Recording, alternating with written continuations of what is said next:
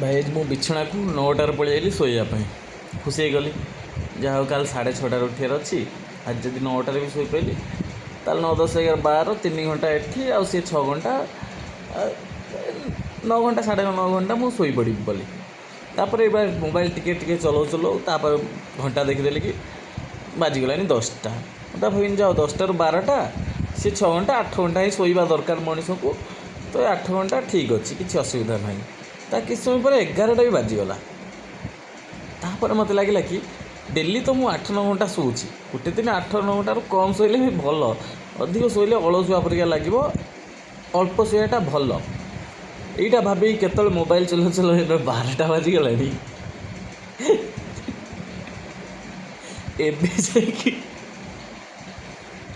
ଏବେ ଯାଇକି ମୋତେ ଜଣାପଡ଼ିଲା ଯେ 12ଟା ବାଜିଗଲାଣି। ଆଉ ହିସାବ ପଛରୁ ଯେଉଁ 6-7 କରୁଥିଲି ସେ ହିସାବ ଆଉ ହେଇପାରିବନି। ଏବେ ଯେଉଁ ରହିଲା ମୁଁ କେବଳ 12ଟାରୁ 6ଟା ହିଁ ଶୋଇପାରିବି, ଯେଉଁଟାକି ଟୋଟାଲ୍ 6 ଘଣ୍ଟା, ଯେଉଁଟାକି ଶୋଇବା ଜମା ଭଲ ନୁହଁ। ଭଲ ନୁହଁ ଯଦି ଆଉ କାହିଁକି ଶୋଇବି, ଆଉ 6 ଘଣ୍ଟା ମୋବାଇଲ୍ ଚଲେଇକି ସାରିଦେବି। ଏକାଥରେ ସକାଳୁ ଉଠିକି କାମକୁ ପଳେଇବି ହେଲା, ଆଉ କାହିଁ ବେକାରଟାରେ 6 ଘଣ୍ଟା ଶୋଇବି। ମଣିଷ ମୁଣ୍ଡ ଖରାପ ପୁରା।